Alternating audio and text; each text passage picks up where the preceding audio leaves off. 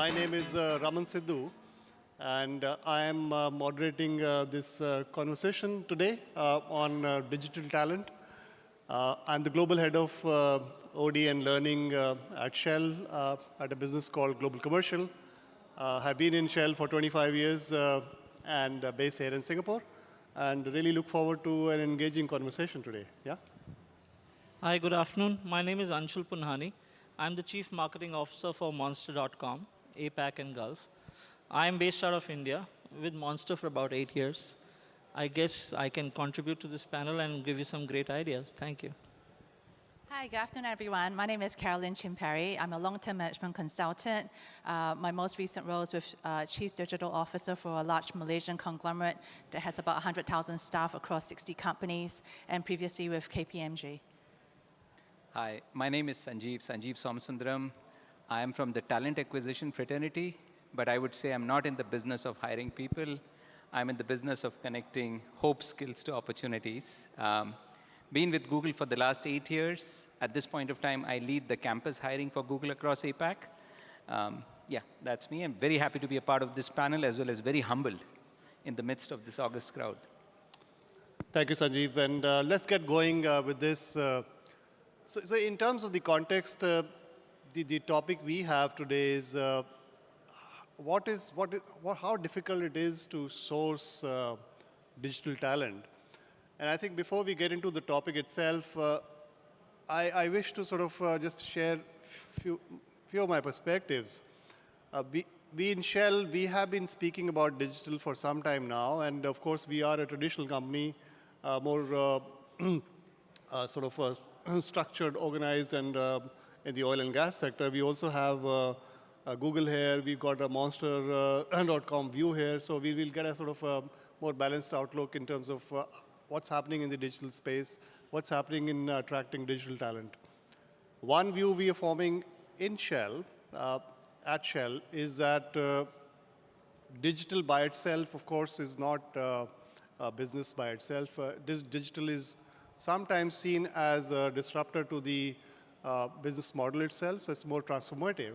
So you're looking at the transformational aspects of your current business models, and it's disruptive. Of course, you learn new ways of reaching out to a customer, or positioning your brand, or making your supply chain more supple and agile. Another way we are looking at digital is in terms of a new venture itself, which is an absolutely new business model outside your domain. So when we look at digital and when we look at talent for digital, our lens is more in terms of people who can translate business knowledge that exists into the world of digital space and create commercial opportunities. So that's where we are leaning towards. Sometimes we find these people are within the organization, so they are almost ready and they need to be guided and skilled up.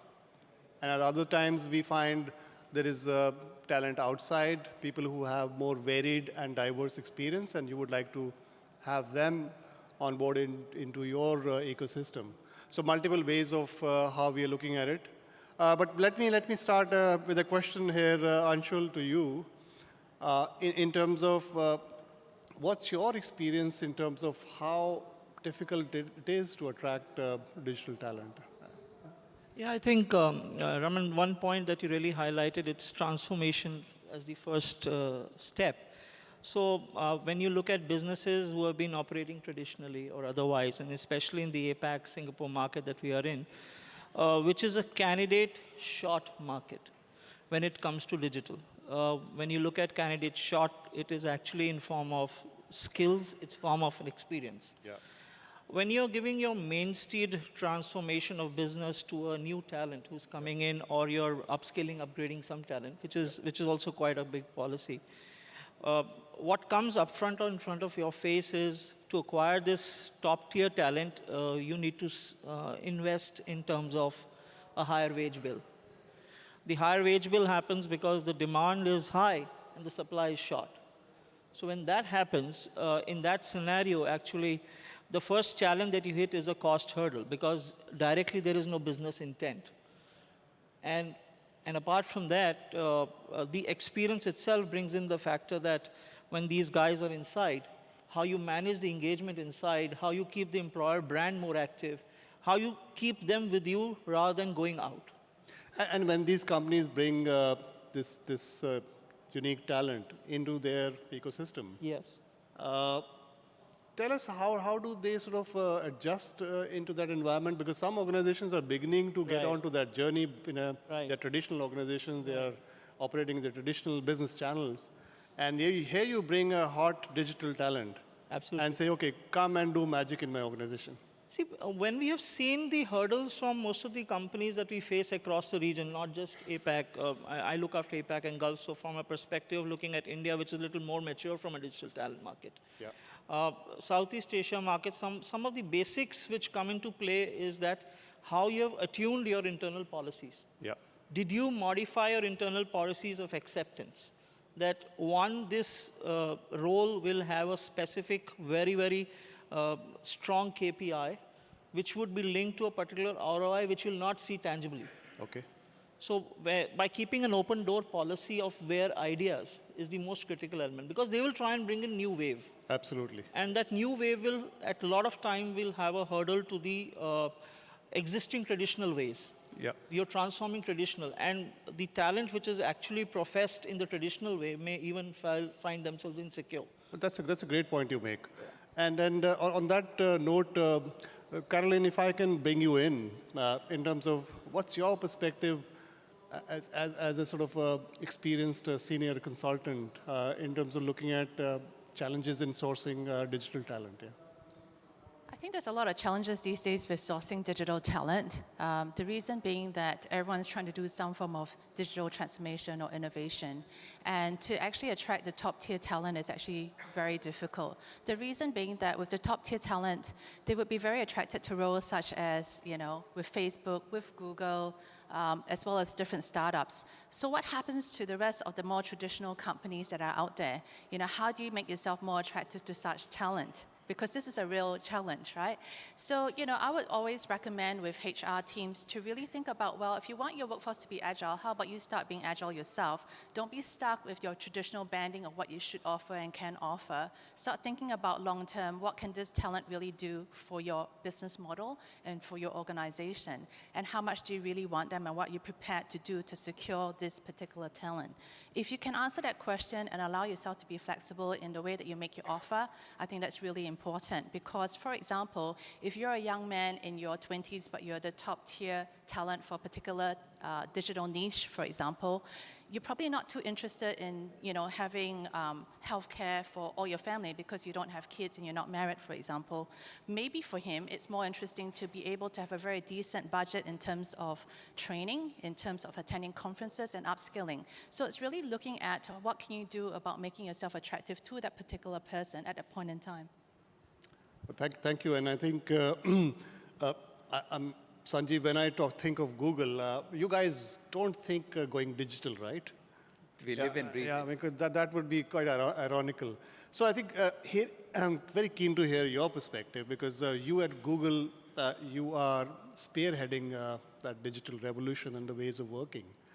What are challenges in your space?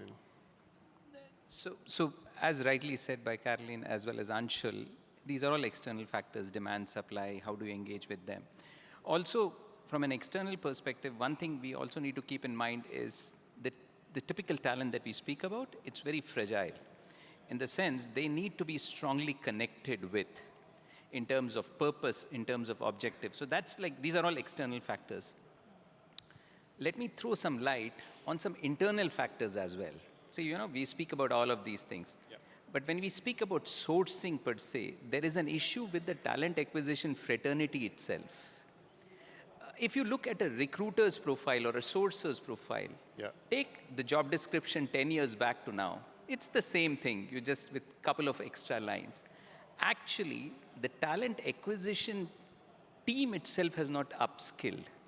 Now, when they are not upskilled, they don't understand the nuances of the digital space to that much. And that leads to wrong sourcing strategies as well as implementation, which has got a vicious, it's a vicious circle. That's the challenge. That's a fascinating point. And is there something you guys are doing to scale up your recruiters? Yes, there is. It's like if you ask me, lot of things in Google we have started doing differently. Typically now, especially in, say, I come from the campus hiring team. When we build our teams, we don't go for conventional recruiters. We go for sometimes software engineers, people with a good digital ecosystem, knowledge of that. So these are the type of things that we are trying to do. Along with that, we have also started encouraging our sourcing teams to say, for example, go get certification on AdWords or all those type of things. Now that's what we want. We don't want experts, but we want people with a digital-oriented mindset. So that definitely helps in terms of, better targeted approach. Your strategies vary, they understand the market. So many a times it's not that the talent is not there. It is our inability to tap the right talent at the right time. So you're saying that the supply is there. There is a decent supply, but look at it. A lot of us, the numbers which we are talking about are not in millions. Yeah. Right, there is, but the issue is we don't go to the right segment at the right time. So you have to engage, as I said, this is a very fragile talent. The shelf life is very low. So you need to go tap them at the right time, very fast engage with them and convert them. Otherwise they go off. And that's a wonderful segue into the next part of our discussion I want us to move to. So let me start with you, Sanjeev, since we are speaking about Google. So if you could share with us, so how do you go about getting your talent? How do you source them? Yeah? So let me share with you in a couple of sentences, a little bit of case study, what we try to do, especially from the campus hiring side of the house, because I come from that world. Traditional campus hiring was, it's like when there's a particular demand, you go to XYZ campuses, engage with them and hire them. Google has taken a step back. We have started engaging with talent very early on in their careers itself. Now, engagement is not just a one-way process. We have built methodologies wherein we start collecting signals from people. And based on the signals per se, we understand what is the typical profile and what are their, trigger points or like purpose points. And then we engage with them. We call this whole program as Connect with Google, which is like an evolved form of candidate management system. And I'm hearing from you that you want to attract them pretty young. Yes. When I say attract them pretty young, it's like predominantly early in their college. To campus. We haven't, exactly. We haven't gone to the K-12. We have in some places, but it's more, especially on the digital side of the house, it's in the first year of college itself. And does Google look at senior hiring as well? Sorry? Does Google go for experienced senior hiring as well? Oh, yes, definitely, definitely. So a lot of times, what we feel is, if you build this CRM right from day one, 4 years or 6 years down the line, this is what is going to give us for the future. So a little bit of futuristic approach. Have we done a great job so far with regards to mapping talent? Answer is no. Yeah. Are we in the right direction? Or do we intend to do it? Yes. That is why in Google, it's like recruiters or the recruitment team's core role is not about hiring. It's about mapping the world's talent. So that's the paradigm shift. And how do you guys differentiate yourself from the competition? I wouldn't say it's like we want to differentiate ourselves in any way. It's like we have a strong brand, fortunately. We have got a strong narrative with regards to our purpose. Yeah. And that's what attracts us. And people know that when they come in, they're doing cutting-edge work, and they're trying to genuinely make a real impact. So that's our USP. And you think the talent who comes in, I mean, of course, I don't expect you to share your attrition rates, but how difficult it is to retain and grow them, yeah? See, obviously I can't go into the numbers per se, but we have got, I can only say that we have got very low attrition rates. Okay. And attrition is not just about growing, developing, it has a strong thing to do with the way you engage, and you're able to give them opportunities to grow in terms of knowledge, scope, influence. One last comment before we move on. In the new world, in the VUCA world, we are talking about, is attrition kind of acceptable? I mean, is it a different way of looking at things? Yes, I think my personal opinion is attrition should be there. You have to have a healthy mix of attrition. Yeah. Otherwise, it leads to its own set of problems around biases, as well as clustering effect. Thank you, thank you. Caroline, how do you see it from where you work with clients? How's that looking at you in terms of how effectively are organizations able to get the kind of talent they want in the digital space, and how do they do it? Yeah. I think it's never really a one-size-fits-all for my clients because I've seen clients from probably 15 different disparate industries altogether. I think it's really about understanding what is it that your company really wants to achieve. Being able to share that passion and wanting to achieve and reach that goal together is very important. Attracting a candidate is one thing. Retention is a completely different thing. And I think that I agree with what you're saying about the attrition. Healthy attrition is great because it brings about better diversity, sometimes better inclusion, also fresh ideas, right? Because otherwise you're going to be the same mindset, very much the case. From an attraction viewpoint, sorry, winding back a little bit, it's never really one size fits all because, say for example, being a female, sometimes females may not be attracted to certain industries that appear to be very male dominated. Think about mining, oil, gas, utilities, for example, right?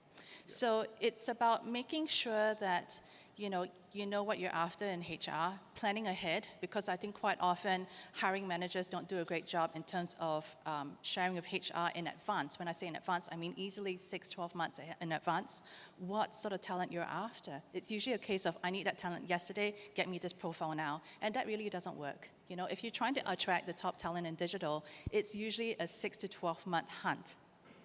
The reason being that it takes a while to attract that talent. That talent usually is already looking at other attractive employers. Yeah. And on top of that, they have to decide, well, is your digital strategy attractive to what I want in terms of my career aspirations? Yeah. So I think there's a number of factors to consider. And, kudos to a number of companies now which are male-dominated that are seeking for more female candidates, which is fantastic. But at the same time, being a female, I don't like the idea of quotas for quotas, because I think that that's just putting a number and putting a tick in the box. I've worked in enough industries 15 to 20 different industries to actually say that there is enough female talent out there. You don't have to do quotas for quotas. And you also don't want to give the perception that a female was put in a particular position because of her gender. It's because Absolutely. she earned her spot. So not just numbers, but of course the inclusion part of it. Yeah, absolutely. So that brings us, Anshul, to you. I mean, I know organizations would be coming to you to hire their digital talent. Are you aware of other strategies than just calling you up? I think two major points that were picked up is one, to really have an engagement experience, like in Google, what Sanjeev was mentioning. Caroline brought in a point earlier, which was about building the right job descriptions. Yeah. These two are pivotal also in the whole thing. What we have seen success with customers that even before they shortlisting the CVs, they really had to go back and modify the internal policies. That becomes one of the important success pivots. One very different kind of a hearing that we heard from a couple of customers is that they really had to shorten their interview process. Yeah. For a talent, when they looked at digital, instead of having a cycle of interviews about 4 to 5, they had to really finish off the interview cycle process in 3. Okay. And that's what we heard from a couple of companies. In addition, they really wanted to now see when you have a new kind of talent coming in, as Sanjeev pointed out, recruiters need to be really geared to really see whether they are going to evaluate that kind of talent or not. And how does Monster attract digital talent? So for me, yes. For you to sort of, yes. for them to come to you. Yeah. So from a team, so we also have the same situation. When you look at Monster.com being a digital, our majority of expense that we do in marketing goes on to digital. Yeah. So I need to have a specialized digital team at my level also. So how we attract is to really make sure that we are showing them enough challenges which are going put across in the digital space. Yeah. This talent needs to see something new coming their way. Because if the skills are not practiced or experienced in different industries or different form of challenges, they really don't want to find value in that role. Yeah. The role is dependent on the kind of challenges that they want on a daily basis. So our team is really subject to the fact that each digital arm is verticalized to a lot of proliferated roles, Yeah. be it SEM, be it performance marketing, be it SEO. So each individual is an SME. So every day we have to give them new challenge, and that's how we are working and keeping the team engaged. Oh, wonderful. Thank you, Anshul. And I think I can give a perspective from my industry, so of course brick and mortar, we are changing the narrative for our talent, not just digital talent. So energy transformation is positioning us into this space where we are looking at renewable, clean energy for the planet, making sure that the community's energy needs are met in a more responsible way going forward. And that narrative is helping us position ourselves well with the new digital talent. Of course, when we bring them in, our ecosystem is still traditional, and the structure is yet to evolve to something what Google does or Facebook does or any of these startups do. So what we've done is we've done a couple of experiments within the organization, and I talk about Global Commercial, which I represent here. We've done reverse mentoring as a project where we put our senior VPs in front of smart digital talent we have in the organization. That was a good experience for our leadership to sense from the front line as to how the new world and customers and business looks like. So we had fascinating insights coming out of that project. We've tried our hand at crowdsourcing, so we have an internal platform called Opportunity Hub, where we post assignments, which are typically 6-week long, and you are expected to spend about 20% of your time on those projects. So that's over and above your current role. And it's open to anyone around the world, and it can be posted by anyone. So if I am a business owner and I have a project, then I put up my hand and say, hey guys, there is a project, I need 6 people with this skill set. So there is a skill builder there where you can position yourself. I'm good at programming, I'm good at supply chain, I'm good at transformation, and so on and so forth. We've had great success in that space in the last 1 year, and we plan to do more of that. And one last example I have is we've started to set up what we call agile hubs in some of our offices, and which is our way of creating that startup environment and that agile environment where people can be co-located and take quick decisions. And of course, almost work like a scrum team and get on with things. And we've seen some great outputs and commercial opportunities coming out of those ways of working. Yeah. I'm conscious of time. I want to make sure there are some questions in the room for us. But one last thing, I mean, any one recommendation you would like to make in terms of helping organization, how to go about it? Just one on top of your head. Yeah. So I was thinking over the time, and I said that there are just three I's primarily: intent, idea, and investment. Get your intent right. Let it be long-termish rather than a short-term approach for digital talent, first of all. Idea to really attract, retain, and keep those people in. We have a lot of ideas across cross-functional, cross-industries. And investment, invest in time, effort, and money, all three. Brilliant. Thank you. I like the acronym. Yeah? Caroline. Definitely advanced planning and creative ways in terms of retention. Thank you. Sanjeev? For me, especially to talent acquisition leaders, would be learn and start following the stock market, because stock market is a beautiful indicator of what future holds. Yeah. And that's how you connect with business, the better way, and then you can plan a lot of things in advance. And I hope they make some money out of it as well. Yeah? Definitely would.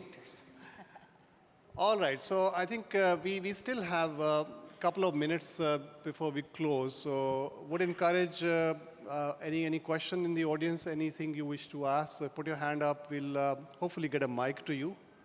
Any question? Yes, please. Is there any help with the mic? I can pass mine if you want. We have one coming. Yes. Okay. Yeah, thanks. We are a very agile panel. Sanjeev, this is a question for you. I really liked your concept about finding purpose points, particularly for the younger talent. How do you actually go about that, which is a very customized approach, considering that with the digital landscape, we're trying to keep the scope as wide as possible so that, you know, we can obviously have a look at the future talent that's going to be successful for our organization. How do you find that potential to match with purpose? Lisa, the good thing is like you've been on this side, now you're on the other side. It's like you've been a Googler in the past as well. But you are right. The profile is very different. This generation, it has moved away from search into recommendation. That's the whole story with this particular workforce. Now, as I said, in the campus hiring space, we engage with the talent early on. It's a two-way process. With the signals that they give, we try to understand what rhymes the most with them or what's the purpose that they are looking for. And yes, we have to customize our messaging to them, but it's not like, so we are not saying that we've gone to that level of customizing to each, but from generic, at least we have created more buckets in terms of communicating. That is the way we have found them to be aligning with our particular vision. Say, for example, somebody's purpose is all about respecting the opportunity. So my messaging to that individual would be around that piece. Somebody's purpose would be respecting the user per se, or it's the work-life balance, or it is about what they are creating. So that's how you try to drive and say, hey, come in, because this is one of our values. It rhymes with yours. So that's the way you build the connection with them. It's almost like consumer marketing, yeah? It is. That's the world, right? It's like if Amazon has moved away from search to recommendation, exactly the same way talent has moved. Whether it is jobs, LinkedIn, Monster, JobStreet, all of these people are moving into that. Google Jobs. Google Jobs, yeah. Oh, that's, They're all about exact matches. And people like to be discovered than to be just searching.